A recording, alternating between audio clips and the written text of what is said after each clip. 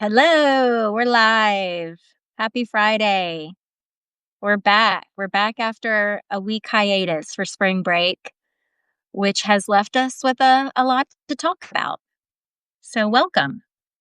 Yeah, I was thinking like before we got on, I was like, I don't think a lot happened in the past week. And then I was like just looking at some of my stuff I shared on stories and just thinking more about what happened in the last few days. I'm like, oh, there's plenty of stuff to talk about, as always. Yeah, as always, it's. Unfortunately, wouldn't it be nice if we didn't have any news to talk about and we just could live a peaceful life for a It week? was like our previous 4 years. It was so nice. We didn't have to Yes. think about these things on a daily basis and think about like stocking up on uh, groceries, preparing for shortages, Right. price Yeah. increases, and watching like a moronic dictator wannabe run our country. Yeah, like should we like somebody was asking me the other day, like their friends were telling them to go to the grocery store, and I was like, oh yeah, it's like I forgot. Like, what are we gonna have a run on our stores like we did in COVID again? Yeah. So, One more. well, maybe even worse because who knows, I mean the tariffs are pretty those will be around for a while it seems like. I made a big Sam's order just like I don't know, I found a thread of like uh recommended things to stock up on, that have a long shelf life. So, I just told my husband, I'm like, we're gonna have to make room in our pantry. We ordered a new shelf. uh, but Stock up. Yeah, I just heard like they interviewed the California port manager guy who said like they're expecting 30% drop uh for sure. That's like already on the books.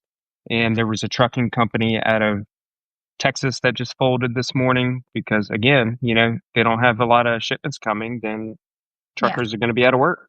I mean, I can't believe I have to laugh because I sound like a doomsdayer, but this is coming. This is real. I was just polling my audience, like how many of you are stocking up and preparing, and how many of you are not realizing this is happening because it is happening. Um, so it's crazy. Yeah, it's like this gaslight nation. It's like we constantly have to ask ourselves. I find myself asking myself every single day, like, am I over thinking this? And it's like this constant gaslighting makes us wonder if we're crazy or not. And then And we have to look at the facts and realize that we're not every single day. yeah, It really puts a lot of weight on our minds, and I think that's where a lot of the anxiety and depression is coming from that a lot of people are facing right I know for me, mine is the back and forth of it, of like my normalcy bias trying really hard to tell me that everything is going to be okay. This is just a blip, like, and then the reality, having a brain and seeing the writing on the wall and analyzing all of this stuff kicks in and is like, no, you're not doing enough. Like we've got to prepare more. And it's that back and forth that really wears me down mentally. Yeah, I was listening to a good podcast last night. I think it's the Focus Group podcast, and they had Ann Applebaum on there, and they had Ann Applebaum analyzing some of these focus groups. I would recommend everybody go to it. I forgot the name. I think it's the Focus Group podcast. Um, but it just reminded me like a lot of this is done on purpose, Mhm. and it also the normalcy bias kicks in where we're like, well, maybe Trump will just stop all this. He accomplished his goals. Maybe he'll lift the tariffs all tomorrow and declare victory, which he does sometimes. Like he gives us enough hope sometimes to to where we're like almost having to look to him like some sort of god or something, like where we're like begging him and hoping that he's going to be a greater man. And if he ever gives us a little hope, then we're like, oh, thank you, in a way. It's like this weird mind tricks that happens. And all of this, Anne Applebaum is one of the foremost experts on authoritarians throughout history. And they were asking her in the podcast, to talk about some of these things, and she's basically saying like, yes, all this is, it may not get as bad as a lot of uh, things that have happened in the past throughout history, but all of this is in line with past authoritarians, and it's just um, it's scary. But we didn't really think about like these sort of some things they don't teach you in the history books around this mass psychology that happens. This half a population, or not half, it's really about 30 to 35% of our population like lives in an entire fantasy world, Mm. different from ours. That's not something they taught in the history books. And to experience it is very disorienting Mhm. for us to go through on a daily basis. Mhm. Yeah. I know for me, and I was talking to another advisor earlier. One of the things we brought up is like the aspect of like when is enough going to be enough, right? Because that's also a strategy of like how he's going really fast, but at the same time, like it's almost in slow motion too. So that as things are happening, like the normalcy bias is kicking in, and you're just living in this state of like constant drama, constant shock and awe. And so it starts to numb everything down.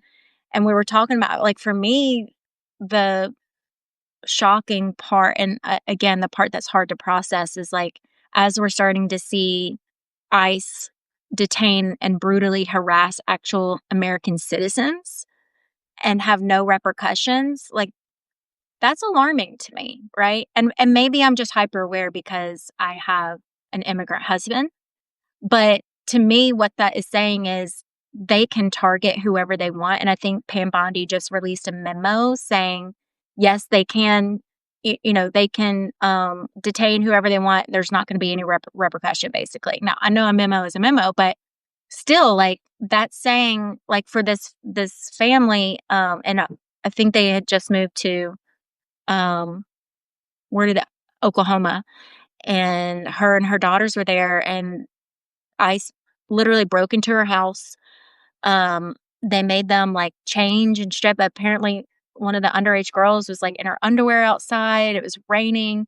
I mean, like, brutally inhumane treatment, took all their money, and then, like, no like, what happens? And, like, also, where's the outrage for that? At what is it gonna have to happen to somebody that we know? Because the numbing effect is so strong. I'm like, it's going from, like, point A to B to C to D to D, and it's like, they're now doing this to citizens, clearly. So where's the point where even, like, conservatives or MAGA start to say, "Well, that's not right," and from "That's not right" to "I have to do something about it." It's Well, the problem is, and what I saw in this focus group podcast, because I listen to that all the time. It's hard to listen to because they mostly interview Biden to Trump voters, or just Trump voters they're focusing on, or independents. They don't they don't interview everybody, but a lot of it is this the media bubbles. Like, you have like Fox News and some of these other ones. They're not even covering that. right. They're literally saying MS-13. They just repeat it over and over again. So people say, well, yeah, I've heard different things, but it sounds like it's just an immigrant, um, which don't care about it as much as a citizen. Um, but we don't really know what the truth is anymore. Both sides are wrong. There is no truth. We don't know what the truth is. And that's the thing that's on purpose. Yes. And that's why they have these little situations where it's hard for our news coverage, because again, we're flooded with so much news. What you just described, I mean, they're not even hearing that. Yeah. And if they It do hear it, it's altered, or just a flat out lie. And so yeah. even though people are smart, people understand that, hey, this could be a lie if I listen to it on Fox News. But what if it's the truth too? They think both sides are doing it. They Yeah. somehow think, CNN or whatever is reporting it wrong too.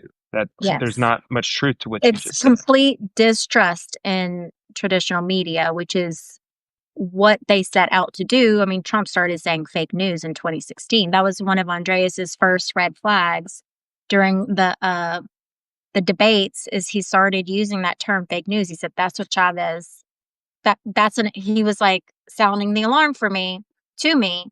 It was our wedding year, 2016, and I was, I did the thing. I was like, that can't happen here. And he said, Yeah, most. he stole that from us. A lot of what, because if you remember, normal media and stuff like that, and people and independents and liberals started calling out the fake news, and he stole it from us to where he just started attacking us and that, just overwhelming Mhm. us, and kind of made up a lie that there is no truth. And it's confusing to people, and it causes people on purpose to check out. Like both sides are the same. There Mhm. is not really a truth. We Both don't sides. really know. Mhm. They attacked Trump, so he's getting a little bit of repercussion back, which is normal because they overly attacked him in the first place. So, politics just sucks. We just didn't hear about this stuff before. That was literally their answers in these focus groups, and that's on purpose. Mhm. And you brought up MS-16. Did I say that right? 13. 13. Okay, we have to talk about this Yeah. interview. The the beauty of what we got this week with the first 100 days is that we got to see a little more than usual his moron on display, and the total ring kissing that even what's her name? Ugh, she's awful. What's her name? The blonde right wing, and anyway. You talking about the press thing? No, What are you talking about? she's like a talking head, extreme right wing, but she's the one who said, "Can we please stop with the Kim Jong Un like roundtables Oh, Ann Coulter. and Coulter?"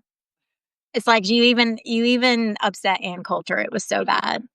But this Yeah. interview where uh Terry Moran is like, no, that was photo. I never really can. I gotta admit something. It wasn't until I watched like the Daily Show did the best booth and breakdowns of both of the interviews, both of like the one-to-one interview and then when Terry's in the White House asking about the Declaration of Independence. So you have to go check those out. But I didn't understand the Photoshop thing until I watched that video because I was like, I saw the picture of his tattoos and then the letters, MS-13, and I immediately realized that that's just like a labeling. So I'm like, Yeah. what was photoshopped? I was confused. I'm like, are those his actual tattoos? Is that the actual photo representation of, I was like, I need to like look into this. I never did. And then when I went in his interview and realized he thought the labeling of MS-13 was actually tattooed on his hand, and my mind exploded. I thought, Yeah, you tell like you really thought that, which is kind of hard to believe. I think most people sees that, and yeah, you can see how the Photoshop doesn't layer up right with the skin and curve around it. I mean, it was obvious that they were just pointing to the Carolina leaf as like representing an M, yeah, you know? Um, because when I hear the word Photoshop, I thought, "Oh, they, like, made those symbols, like the leaf and the skull, they messed with those." No, that's not no. that's not what it was. Yeah, yeah, and that just tells me that like Steve Miller and them are likely just saying like, look, he is MS-13 or what. I don't know what's going on in those conversations, but what's scary is like he's listening to Steve Miller more We in talked some about of this those a people. couple weeks ago, like, I really think Stephen Miller is the puppeteer.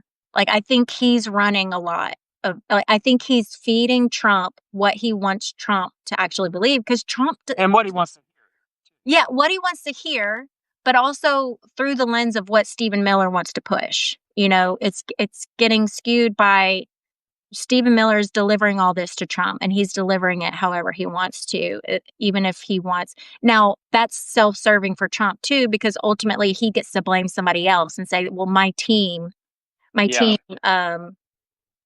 fed it to loves. me." Yeah, I notice when he puts certain people out to cover like problems and controversies, you can tell he's setting them up to be a fall guy.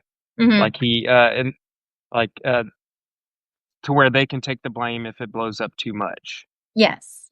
So that way he's, like, protected, but I do think Stephen Miller is calling most of the shots and making Trump believe a certain way, and that does Yeah, not especially in excuse immigration. Yeah, that does not excuse Trump in any way, shape, or form. yeah, I think Trump is a moron, and ultimately, and can we talk about also that point when they were talking about the tattoos, how he says, "Well, just why don't you just say yes? Why don't you just say yes? yeah.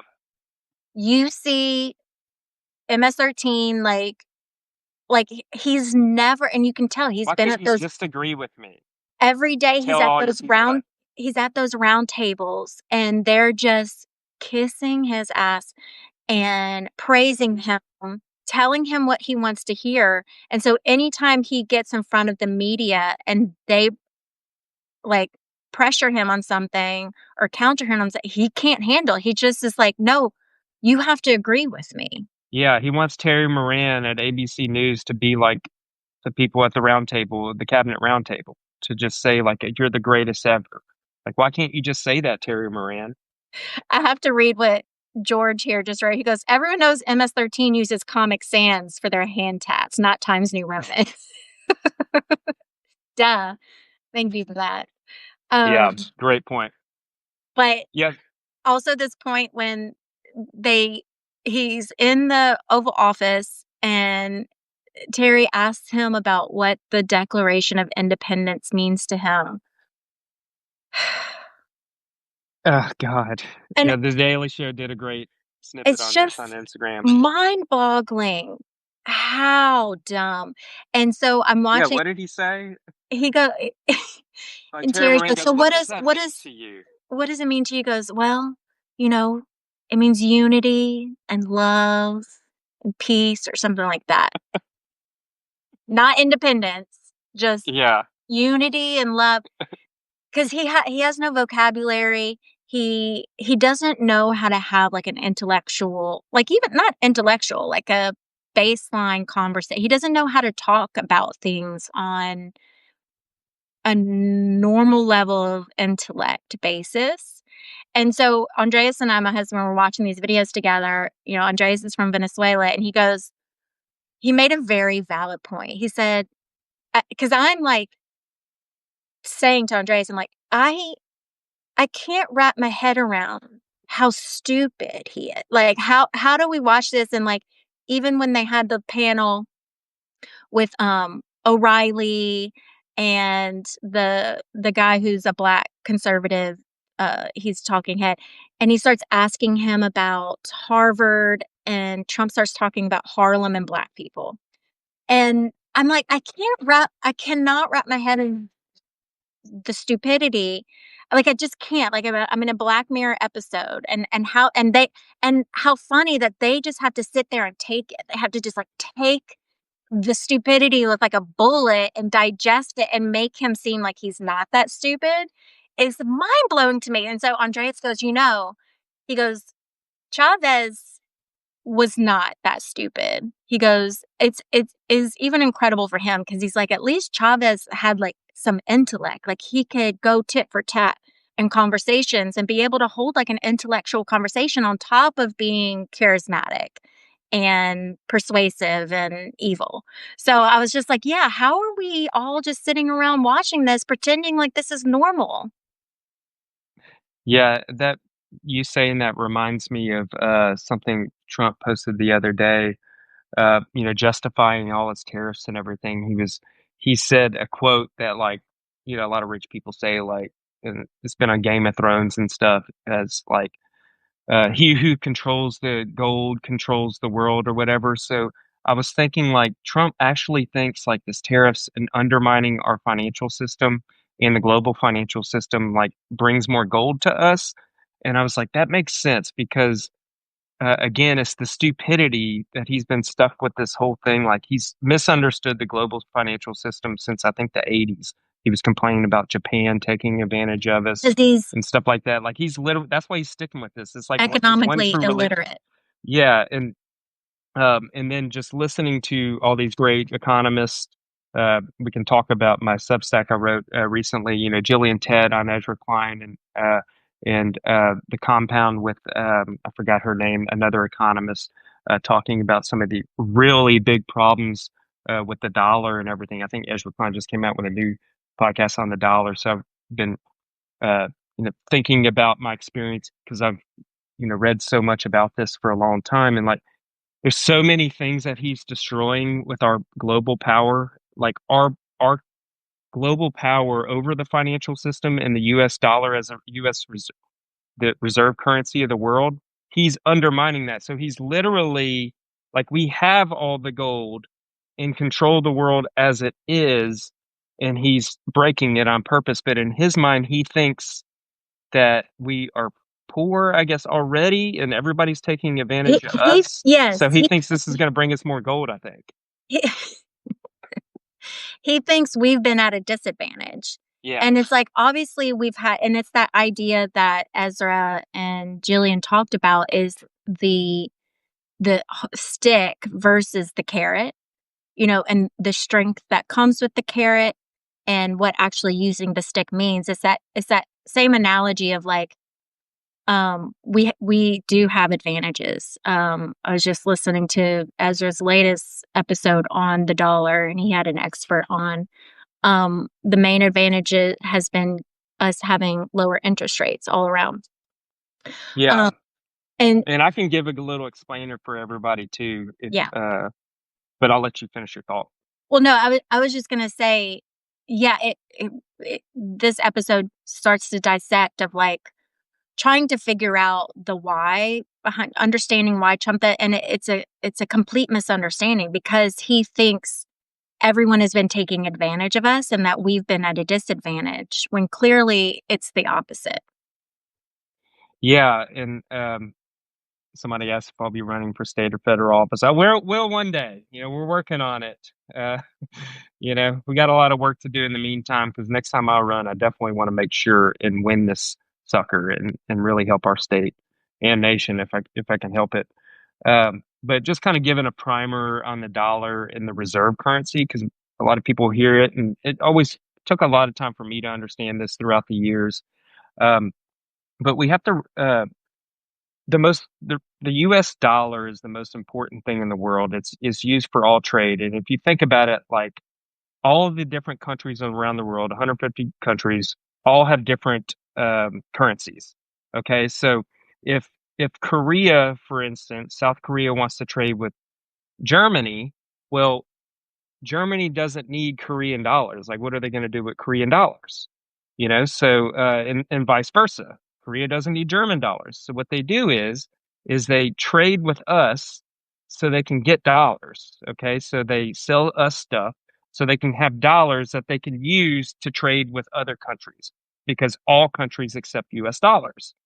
So Korea will sell to us.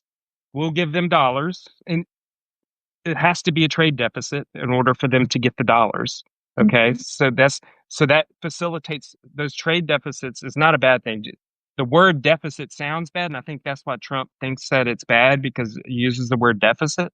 Well, But it's you the can say same it's a reason why Venezuelans come here to seek asylum, and he's saying that they're coming from insane asylums. It's the same exactly, logic. yeah. So trade deficit is not a bad thing with us. It facilitates global trade. So they need a trade deficit with us so they can have a surplus of dollars in their country. So then they could use that to buy things from Germany. And Germany does the same thing with us, so they can use our dollars to trade with Korea. So it facilitates trade. And then countries like China and India they need a lot of dollars because they do a lot of trade. So what they do is they park those dollars in our U.S. Treasury T-bills, okay, and we give them an interest. So we're basically a savings account for China and all these other big countries, Germany and stuff like that. They buy our bonds because it's like a savings account, and they can get a little bit of interest on it.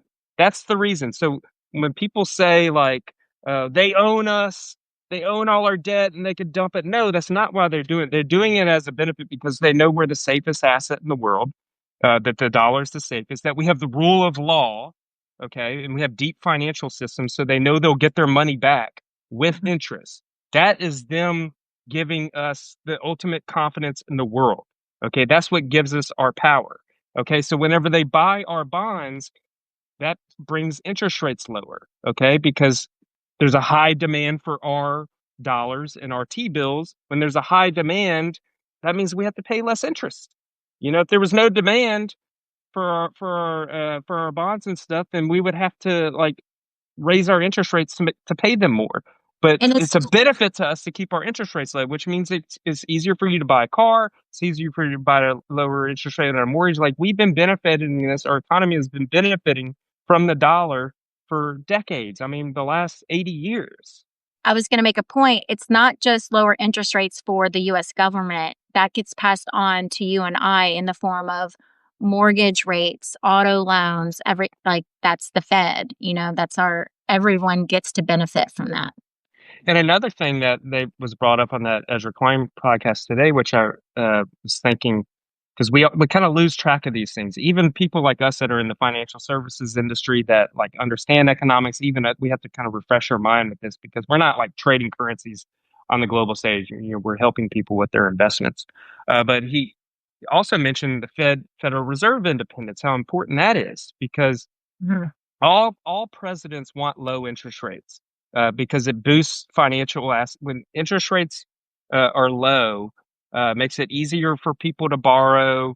If it's artificially low, it booms the economy. Okay, it makes things better and boosts financial assets. But the problem with it is that also creates inflation because it creates a high demand, and if we can't meet that demand, then prices go up. So it inflates our assets. Well, if you undermine the Federal Reserve's independence and they artificially cut rates before too early, that increases inflation.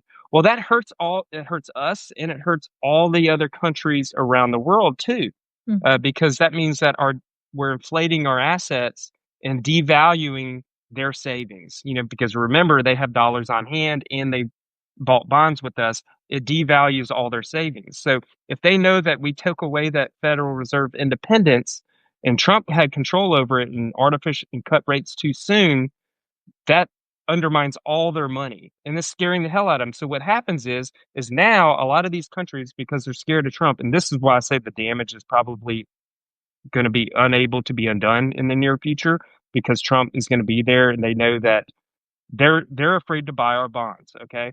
And so they may not be selling them right now, okay, because that would undermine their own assets and devalue because they have so much of our assets. But it means that they're not going to be buying as much, and they're going to be diversifying. So they're going to probably be buying German bonds more now. They're probably Chinese bonds.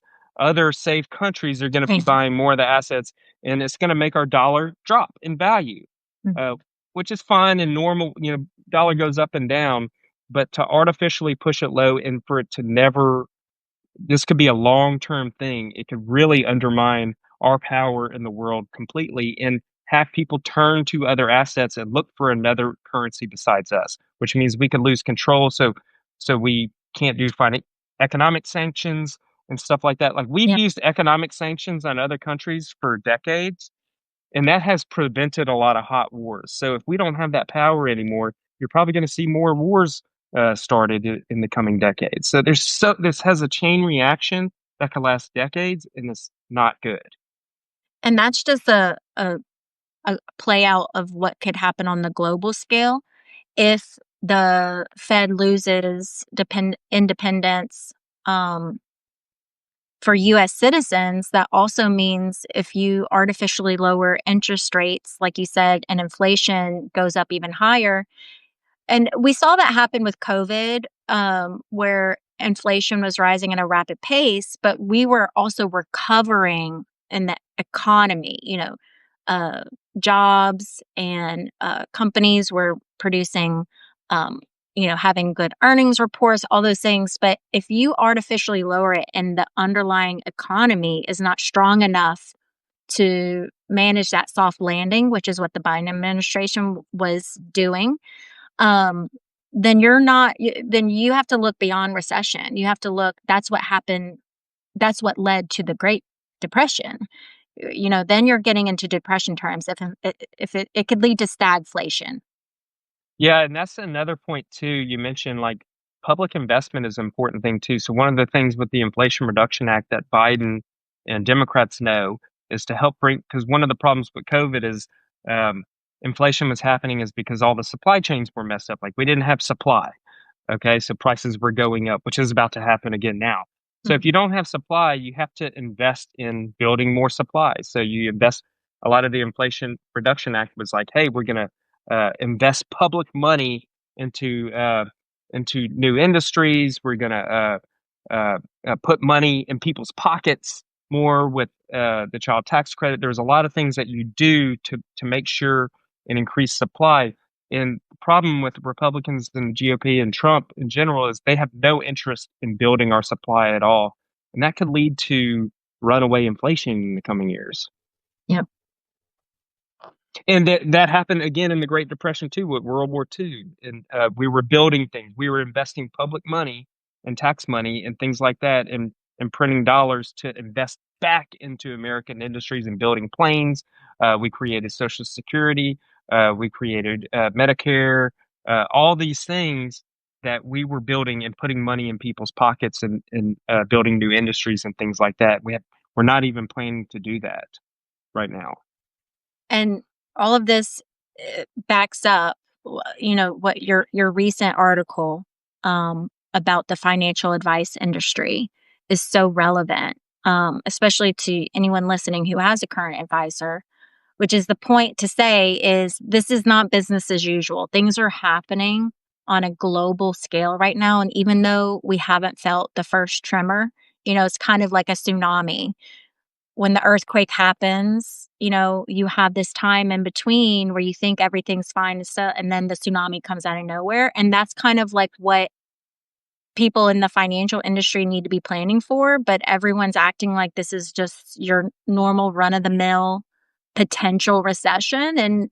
And we as advisors are saying, no, it's way beyond that. The repercussions are going to be more longer term, and 9 out of 10 scenarios, this is gonna go bad. And I Yeah, hate to be a doomsday I hate to be a doomsayer, but I there's no way around it. You can't just ignore the facts. You can't just cherry pick the information that you want to. yeah. So if everybody, I just put that Substack out yesterday that the financial services industry is not ready for this moment. And I kind of, one of the endings to it, I say like, dare I say this time is different, because it's been a like saying in our financial advisor industry. I forgot who, I forgot who the quote came from. Uh, he quoted it, I think in the 70s that, anytime somebody says this time is different, it's like you're being made fun of. Like everything is always the same, markets always go up and down, stuff like that. And that's been what it's been like over the past 80 years since we've had the New World Economic Order that was created at Bretton Woods in New Hampshire after World War II. They created the New World Economic Order. And things most of the time have been that way. And, there hasn't been things that are too different. But I think now, 80 years later, um, we are entering into a new world economic order, whether we like it or not. Things maybe were set up, the table was set even before Trump came along, and he's pushing us over the cliff. And I think that now we have to say, hey, this time could be different. And I think people know that. So when we talk Mhm. about financial advisors, and we're getting such an influx of new potential clients coming to us because they're saying, and these are people all over the nation, they're saying like, I'm talking to my financial advisor and he's telling me the same thing he's always told me. And I just know in my mind that something is different this time. We're potentially under a dictatorship. And the Axios uh, poll just came out. 52% of Americans think that Trump is a dangerous dictator. So it's not just a very small amount of people. We're not crazy. So when you go to your financial advisor and they say, "Oh, just buy the dip, things will be fine." Well, a lot of these things, the undermining of the dollar and the global financial system, all of that, it doesn't mean it's just going to be fine. And you have to have an advisor that understands that. And I think our financial media is not ready for financial media a little bit more so, but like our financial institutions, all the economists that are hired for Chase, J.P. Morgan, um, Morgan Stanley, all the big financial firms, they have their own in-house economists, and they've been non-biased, nonpartisan. It's like on purpose for the last number of decades. When you write an economic article, it's got to be article has got to be completely nonpartisan, but it's completely missing the mark because I realized in when I first started 21 years ago in 2004 that, or actually in 2008 with the financial crisis, that politics and economics are completely linked, and it's been even more so every year since then, and to where we are today. So when you ignore um, uh, Trump and all of this in your economic forecasts, you're doing yourselves a big disservice, and you're hurting the people that you're supposed to represent in their financial situations. And just an example is when they write articles, they say tariff-related uncertainty. Tariff-related uncertainty is Trump-related uncertainty. You know, Uh-huh. you have to Yep. say it, and it Mhm. made me think over the long term, like, why is it this way? And I really think that we were trained culturally, you know, through school. You know, we all took economics classes at LSU. Did Danielle, you and I have. You know, economics is about mathematics and numbers only. Um, there's no politics involved in it at all. And I said, you know, we were trained that way, and I'm just thinking why that is. Um, and the more I think about it, the moneyed interests um, and powerful people, they've been working at undermining the middle class since the late 70s. You know, so Mm. wealth inequality has split big time over the past 50 years. Okay. And they don't want us remembering the time of the New Deal when there was government intervention, like how important it is for government intervention in the economy that got us out of the Great Depression, that helped us get through World War II and creating the biggest middle class in history. All of that has been whittled away at the same time. We're supposed to think that politics and economics need to be, everything needs to be nonpartisan. I think we're in for a rude awakening. I'm glad that we are understanding that and helping our clients at least talk about it.